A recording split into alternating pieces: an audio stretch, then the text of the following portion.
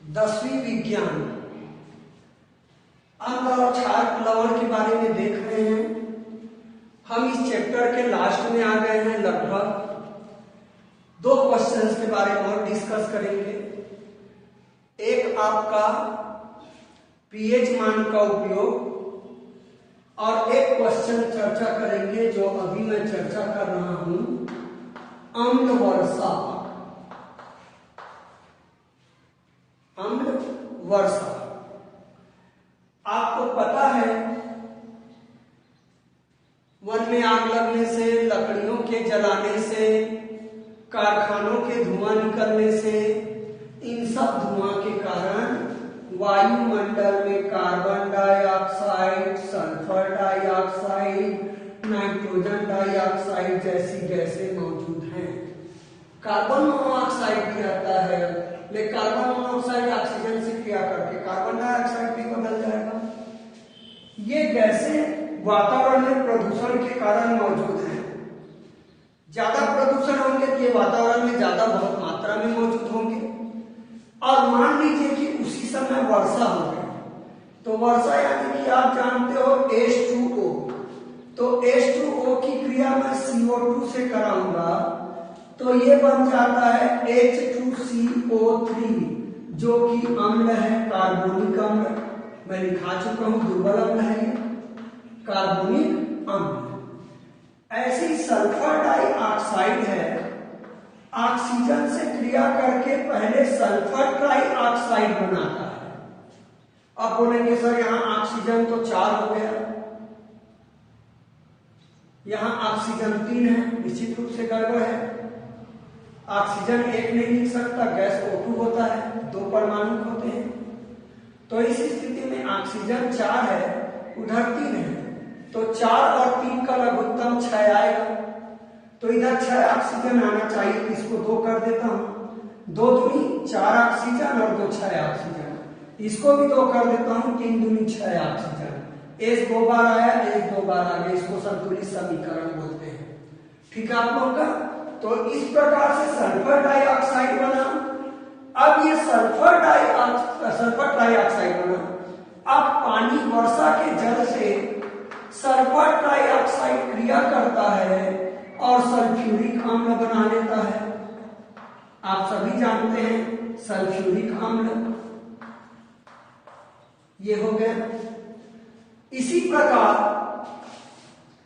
वर्षा के जल से नाइट्रोजन डाइऑक्साइड क्रिया करके नाइट्रिक ऑक्साइड बना लेता है, HNO3 होगा बेटा। फिर इसको बैलेंस करना पड़ेगा। ये 2 बार आया है, ये आ गया है HNO3, एक H बच रहा है, 3 और 3 हो गया। नाइट्रिक अम्ल आप लोगों का बैलेंस करना पड़ेगा। कैसे बैलेंस करें बेटा? बैलेंस करना ही होगा। हाँ, 3 है, हो सकता है 3 दूनी 6 आए, 3 ऑक्सीजन हो गया। हाइड्रोजन डबल हो रहा है बेटा, इसको मान लो ट्वाइस करता हूं तो करना ही पड़ेगी। हाइड्रोजन डबल है तो ट्वाइस बैलेंस कर लीजिए। तो नाइट्रोजन हो गया, आप ऑक्सीजन हो गया आप लोगों का 3 दूनी 6 हो गया, 3 दूनी 6 हो गया। इधर संख्या को बढ़ाऊंगा, फिर हाइड्रोजन ज्यादा हो जाएगा, तो संख्या यहां बढ़ाना पड़ेगा। तो मुझे 6 चाहिए, जबकि ये 3 है। 2 करूंगा, 2 दूनी 4 और 5 हो जाएगा, मुझे यहाँ 3 लिखना पड़ेगा। 3 दूनी 6 हो गया। अब ऑक्सीजन मैं संतुलित करना बता रहा हूं, आप चाहो याद कर सकते हैं। क्लियर आप लोगों को? अब बेटा नाइट्रोजन 3 है, यहाँ 2 बार आया है, तो यहाँ बचा एक नाइट्रोजन बचा और एक ऑक्सीजन बचा। ये बन जाता है आपका नाइट्रस ऑक्साइड और बन जाता है वो। फिर ऑक्सीजन से क्रिया करके नाइट्रोजन डाइऑक्साइड में बदलता है। इस प्रकार से नाइट्रिक अम्ल बनते रहता है। अब मैं बताना क्या चाह रहा हूं, तो सीधी सी बात है, पृथ्वी के चारों तरफ वातावरण है, उसमें प्रदूषण के कारण कई प्रकार की प्रदूषण गैसें मौजूद हैं, carbon dioxide, sulphur dioxide, CO2। जब वर्षा की बूंदें पृथ्वी पे आती हैं तो ये प्रदूषण फैलाने वाले जो गैस हैं वर्षा की बूंदों से क्रिया कर लेते हैं और अम्ल बनाते हैं। मैंने बताया वर्षा की बूंदों से क्या करते हैं, क्रिया कर लेते हैं और अम्ल बनाते हैं। यदि यानी कि पृथ्वी पे जो जल पहुंच रहा है वो अम्लीय जल पहुंच रहा है। यदि वर्षा जल की पीएच मान 5.6 से कम हो जाए तो वो जल आपको स्किन पे जलने लगता है, जैसे एसिड आपके जलते हैं, जलाते हैं उस टाइप से आपको जलन का आभास होता है। तो वातावरण में उपस्थित गैसें, प्रदूषित करने वाली गैसें, नाम लिख लेना गैसों का, वर्षा के जल से क्रिया करते अम्ल बना देता है। तो वर्षा की बूंदों के साथ पृथ्वी पर अम्ल भी पहुंचती है। यदि अम्लीकृत जल जो पृथ्वी पर पहुंच रही है उसका पीएच मान 5.6 से कम हो जाए तो इस प्रकार से जो जल पृथ्वी पर पहुंचता है वर्षा का, उसको बोलते हैं अम्ल वर्षा, क्योंकि उसमें अम्ल मौजूद है। और ये 3 समीकरण लिखेंगे बेटा, नंबर डाल के बुक में नंबर 4 नंबर डाल दिया है, आप लोग नंबर डाल के 3 समीकरण लिखेंगे। अब अम्ल से वर्षा हो रहा है सर, तो क्या हमको फायदा नुकसान है? तो अम्ल वर्षा से आपको फायदा कुछ नहीं है, नुकसान ही नुकसान है। जाहिर है अम्ल गिरेगा तो खेतों में जो फसल है वो नष्ट हो जाएंगे, यानी कि वनस्पति को नुकसान करता है।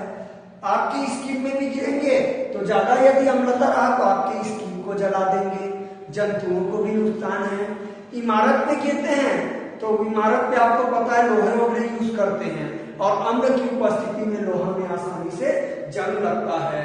धातु होगा इमारत में कुछ लगे होंगे जल्दी जंग लग जाएंगे, प्लस अम्ल की उपस्थिति में इमारत की आयु है कम हो जाती है।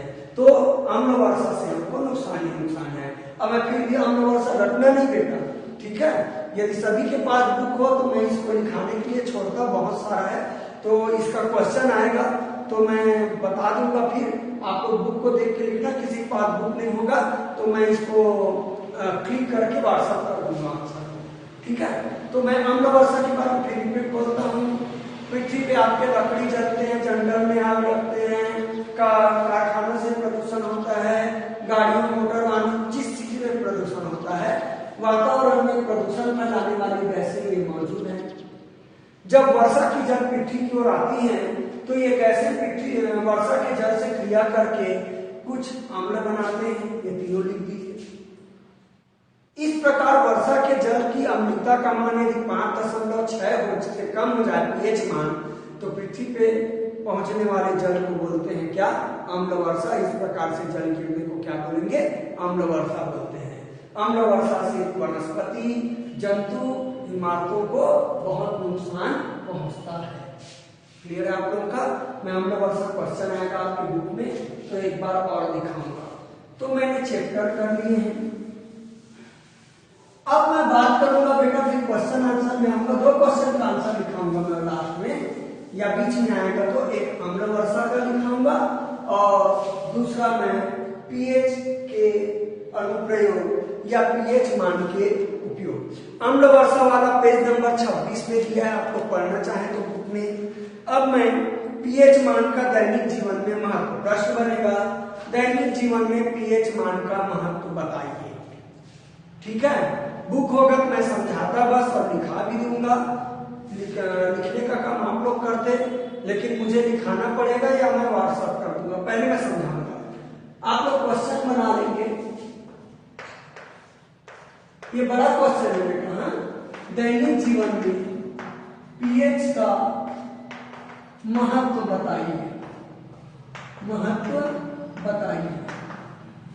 ये प्रश्न बनाएंगे आप लोग। बुक में क्या प्रश्न बनाया और देख लेता हूं मैं, 1 मिनट रुक जाएंगे।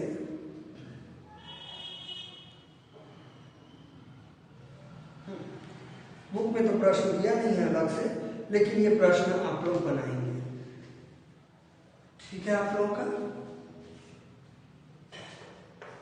पहला, पाचन या पाचन क्रिया में पीएच मान का उपयोग होता है, ठीक है? आप लोगों का तो आप लोगों का पता है कि पेट में अमाशय होता है, तो पेट में जो अमाशय है बेटा बेटा तनु हाइड्रोक्लोरिक अम्ल का श्रावण करता है। श्रावण मतलब रिश्ता है, वहां से तनु हाइड्रोक्लोरिक अम्ल ये आपका अमाशय से निकलता है जो भोजन के पाचन में सहायक है। कभी कभी आप लोगों का अनुचित खान पान के कारण उसको पचाने के लिए खासतौर पे ज्यादा खा जाते हो, तो आप लोग ज्यादा खा जाते हो तो आप लोगों को खट्टे डकार भी आते हैं। खट्टा मतलब अम्ल, तो आप लोग ज्यादा खाएंगे, संतुलित भोजन नहीं करेंगे, तो उसको पचाने के लिए अमाशय है वो ज्यादा HCl अम्ल बनाता है। तो बेटा ज्यादा अम्ल नुकसानदायक है। जब ज्यादा अम्ल बनता है तो आपको खट्टे डकार आने चालू हो जाते हैं, जिसको नहीं पचना बोलते, नहीं पचा पाता, ठीक है, या गैस बनने चालू हो जाते हैं। इसके लिए आप लोग कुछ दवाई यूज करते हैं, इनोग्रेन, जिसको मैं बोला था बेटा प्रति अम्ल मैग्नीशियम हाइड्रोक्साइड रहता है, उसका उपयोग करते हैं। तो हम इसको अम्ल की ज्यादा मात्रा हो जाए तो उसको नष्ट करने के लिए किसका प्रयोग करते हैं? दुर्बल क्षार का, क्योंकि तनु अम्ल बन रहा है बेटा, तो तनु क्षारी यानी कि दुर्बल क्षार का प्रयोग करेंगे। मैं ये भी बोल रहा हूँ, पाचन क्रिया में कहाँ हो रहा है? आपके पेट में जो अमाशय है वो तनु हाइड्रोक्लोरिक अम्ल, तनु HCl अम्ल को क्या करता है? स्रावित करता है, जिससे भोजन का पाचन हो जाए, ठीक है। यदि ये ज्यादा मात्रा में बन जाए तो आप लोगों को खट्टे डकार या गैस बनना चालू हो जाता है, जिसको खत्म करने के लिए हम दुर्बल क्षार दवाई के रूप में क्या करते हैं? उपयोग में लाते हैं। ये पाचन। अब दूसरा बात कर लीजिए, रक्त का पीएच मान। रक्त का पीएच मान और जैविक क्रियाएं। जैविक क्रियाएं मतलब जीव जंतु जो क्रियाएं करते हैं, उसके शरीर के अंदर जो भी क्रियाएं होती है जीव जंतुओं की, वो जैविक क्रियाएं कहलाती हैं, ठीक है। तो आपको पता है बेटा, आपके शरीर में रक्त है, रक्त के बहुत सारे उपयोग हैं। ये आपके शरीर से पोषक तत्व, आपके पेट से पोषक तत्वों को भी शरीर के विभिन्न भागों में पहुंचाता है, जल को भी पहुंचाता है, ऑक्सीजन को भी शरीर के विभिन्न भागों में पहुंचाता है। चिंता न करें, हम इसके जीव विज्ञान सेक्शन में पढ़ेंगे, परिवहन तंत्र करके वहां रक्त के बारे में, आपके फेफड़े के बारे में, पदार्थ का परिवहन के बारे में बहुत अच्छे से उस चैप्टर में दिया हुआ है। तो यहाँ मैं रक्त के बारे में इतना बता दूं कि यह रक्त आपके मानव शरीर में दौड़ता है और रक्त में कई पोषक तत्व या उपयोगी पदार्थ भी रक्त के साथ शरीर के विभिन्न भागों में पहुंचते हैं और खराब पदार्थों को फिल्टर करने के लिए भी रक्त ले जाता है आप लोगों का। तो ये आपका प्रोसेस रहता है। तो अब मैं मानव रक्त के पीएच मान की बात करूं तो मानव रक्त का पीएच मान 6.8 से 7.8 के बीच होना चाहिए। मानव शरीर के रक्त का पीएच मान 6.8 से कितने बीच होता है? 7.8 के बीच होता है। यदि आपके रक्त का पीएच मान इतना है तो आपके रक्त में कोई गड़बड़ी नहीं है। ये प्लाज्मा, सीरम, प्लाज्मा आप जानते हैं थक्का जमाने वाला भाग रक्त में होता है। सीरम उसको बोलते हैं बेटा, रक्त जब आपके शरीर के कोशिकाओं में बहता है, नलियों में बहता है, तो रक्त का कुछ भाग रिस कर ऊतकों के मध्य में फंस जाता है, जिसको सीरम कहते हैं। फिर मैं बोलूंगा यहाँ प्लाज्मा और सीरम की बात मैं परिवहन वाले चैप्टर में, बायो वाले सेक्शन में बताऊंगा, वहां और अच्छे से समझ में आएगा। यहाँ आपके रक्त के कुछ हिस्से हैं क्या? प्लाज्मा और सीरम है। तो इस मान पे आपके मानव रक्त का मान पीएच मान 6.8 से 7.8 के बीच होना चाहिए।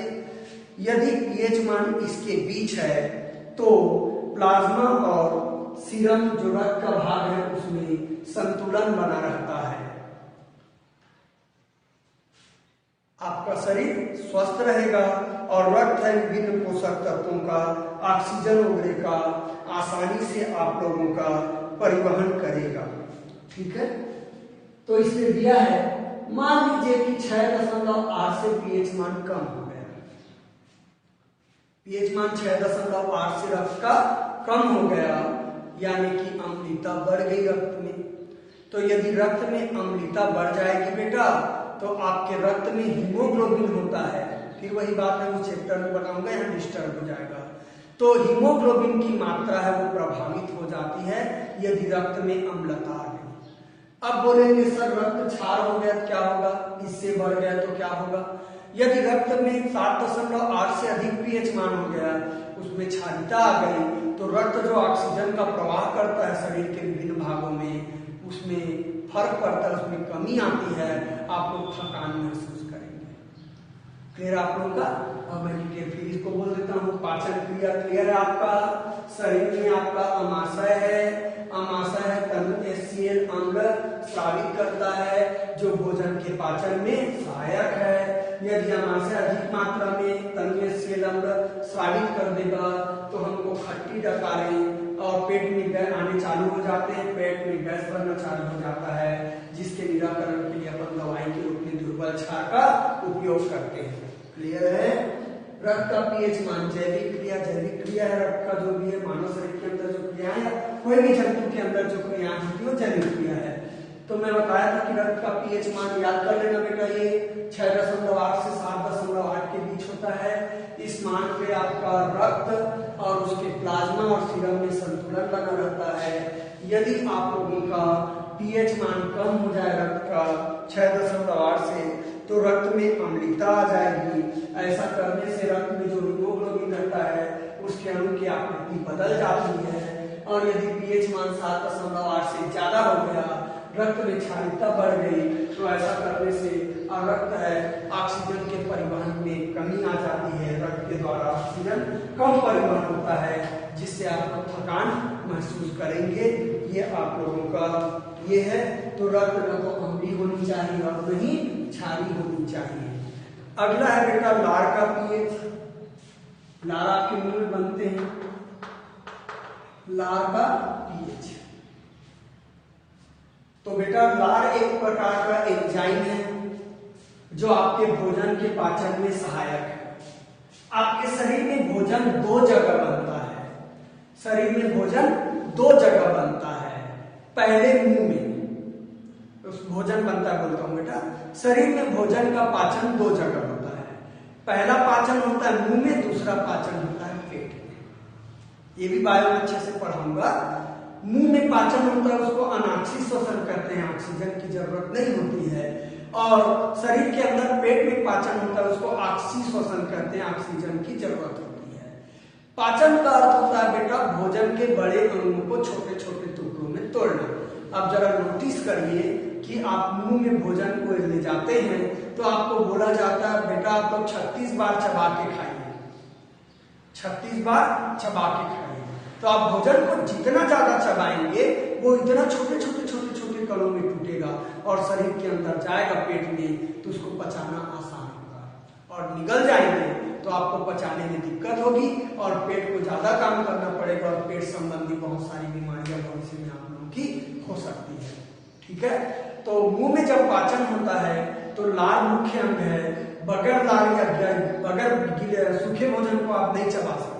आप यकीन मानिए, बहुत सारा बिस्कुट अपने मुंह में ठूस लेना और चबाने की कोशिश करना, पूरा चिपक जाएगा बेटा। क्यों? क्योंकि आप जब भोजन को चबाते हो तो आपके मुंह से लार निकलता है। लार भोजन को गीला करता है, वो पाचन में फिर सहायता करता है। ठीक है? तो मनुष्य के मुंह में, आपके मुंह में लार हो गया। यदि लार बन रहा है उसका पीएच मान लीजिए कि 5.5 से कम हो गया। पीएच मान 5.5 से कम हो गया। ठीक है? तो मान के चल लीजिए लार खट्टा हो गया,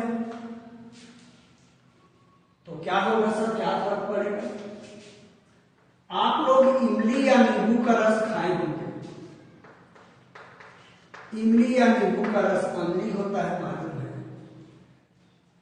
नींबू को काट के आप लोग चूसने की कोशिश करना, ठीक है ना? शायद एक दो बार बस को खींच पाओ, उसके बाद आपके दांत खराब हो जाएंगे। दांत खराब होना बोलते हो, खट्टे होना बोलते हैं, और अलग अलग नामों से आप लोग उसको पुकारते हो, ठीक है ना। और तो होता क्या है इसमें, हमारा जो दांत का एनिमल है या दांत है कैल्शियम फास्फेट से बनता है। यदि मुंह में अम्लता ज्यादा हो गई या मुंह में लार का पीएच मान 5.5 से कम हो गया तो इस मान पर आप लोगों का दांत है वो सड़ना प्रारंभ कर देता है, खराब होना चालू हो जाता है। तो इसके लिए आप सुबह ब्रश करोगे तो वो ब्रश, जनरली ब्रश में जो पेस्ट यूज करते हो वो क्षारी बना होता है, क्योंकि दांत को क्षार खराब नहीं करता, दांत को खराब करता है कौन, अम्ल।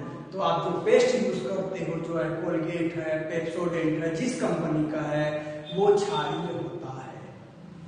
तो यदि मुंह में जो भी आप खाना खा रहे हो खट्टा है और लार नहीं मिलेगा और उसका पीएच मान 5.5 से कम हो जाएगा तो इससे दंत क्षय होने लगता है, दांत को नुकसान पहुंचने लगता है।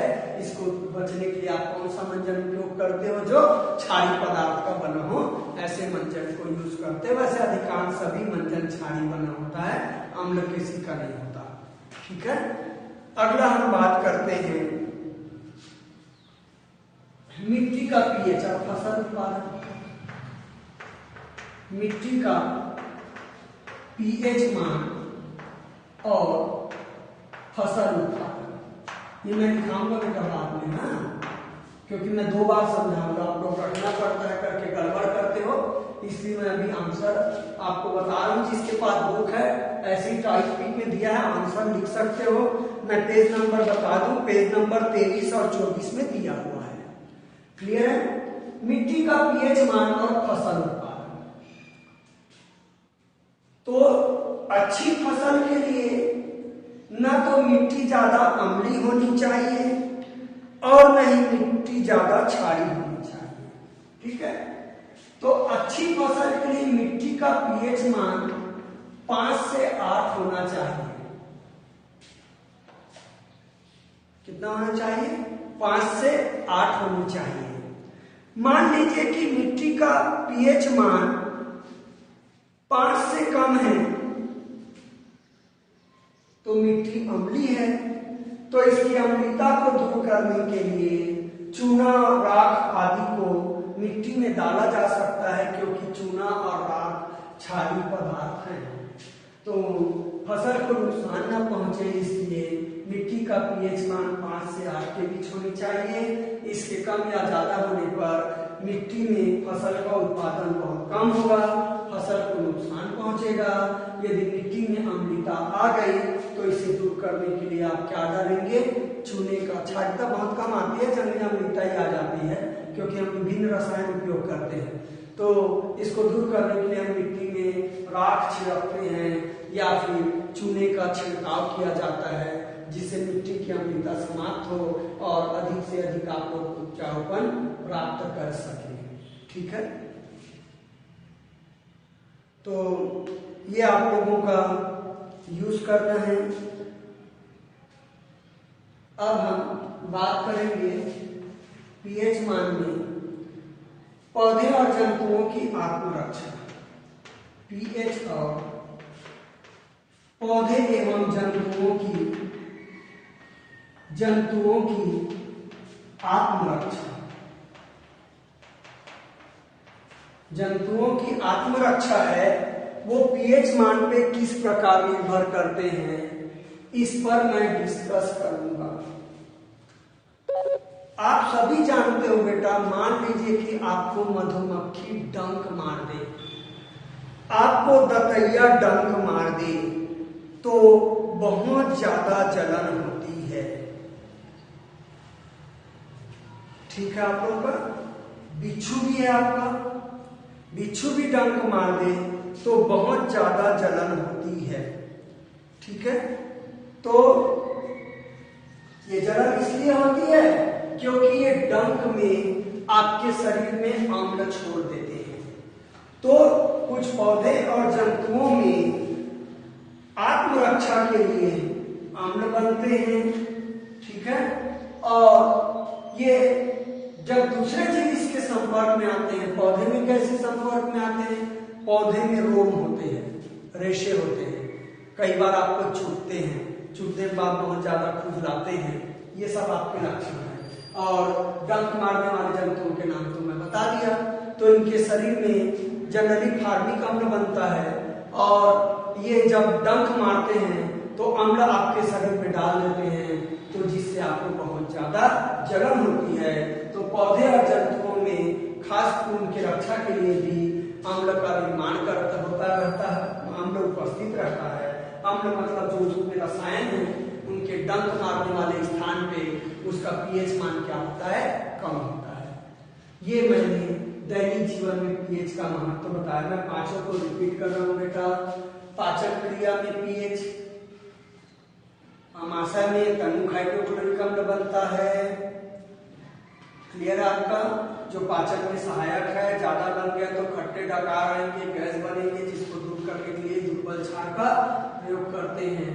रक्त का पीएच मान 6.8 से 7.8 के बीच होनी चाहिए, जिससे प्लाज्मा और सीरम और रक्त में संतुलन बना रहे। कम हो गया तो हीमोग्लोबिन का आकार बड़ा हो जाता है, और पीएच मान बढ़ गया तो रक्त में ऑक्सीजन प्रवाह कम हो जाता है, ऑक्सीजन की मात्रा कम हो जाती है। लार का पीएच 5.5 से कम हुआ तो आपके दांत खराब हो जाएंगे, दांत का क्षय होने लगता है, दांत आपका बनता है कैल्शियम फास्फेट से। मिट्टी का पीएच 5 से 8 के बीच होनी चाहिए। कम या ज्यादा होने पर फसल का उत्पादन प्रभावित हो गया, कम हो गया, अधिकांशतः मिट्टी का पीएच कम ही आ जाता है बेटा। अम्लता ज्यादा आ जाती है मिट्टी में, तो उसको दूर करने के लिए राख या चूनी का छिड़काव करेंगे। पौधे और जंतुओं में कुछ विशेष रसायन बनते हैं जिसका पीएच मान कम होता है, उसमें अम्लता होती है। इसीलिए जब वे डंक मारते हैं, चाहे मधुमक्खी हो, चाहे बिच्छी हो, चाहे बटैया हो आप लोगों का, तो आपके लोग बहुत ज्यादा जलन का अनुभव होता है। तो ये आपका मैंने देखे पढ़ाने में आधा घंटा लगा, लेकिन एक बार आप लोग समझ लिए तो कोई मुश्किल नहीं है, 2 मिनट में आप लोग का रिवाइज हो गया। तो मैं चाहूंगा बेटा इस क्वेश्चन का आंसर आप लोग बुक से लिखेंगे। किसी बच्चे के पास यदि बुक नहीं है तो मैं पेज नंबर 23-24 को फोटो खींच के आप लोगों को व्हाट्सएप कर दूंगा। तो मैंने पूरा चैप्टर आप लोगों का पढ़ा लिया। आज मैं एक और व्हाट्सएप करूंगा, ये क्वेश्चन आंसर व्हाट्सएप कर दूंगा, लिखाने में समय लगेगा। दूसरा, यदि आप लोगों के पास बुक नहीं हो तो मैं आप लोगों को पीछे जो क्वेश्चन आंसर दिया है वो व्हाट्सएप कर दूंगा, बुक ना हो तो। और जिनके पास हो तो वो व्हाट्सएप को नहीं देखेंगे, ठीक है ना आप लोग? तो कल आप लोग जब साइंस की पढ़ाई करेंगे अगला पीरियड, तो आप लोग बुक्स लेके आना, उसमें ऑब्जेक्टिव, उसमें प्रश्न उत्तर है, उसको मैं पूरा पढ़ा चुका हूँ, उसके बारे में रिपीट चर्चा करूंगा, ठीक है? आज इतनी क्लास।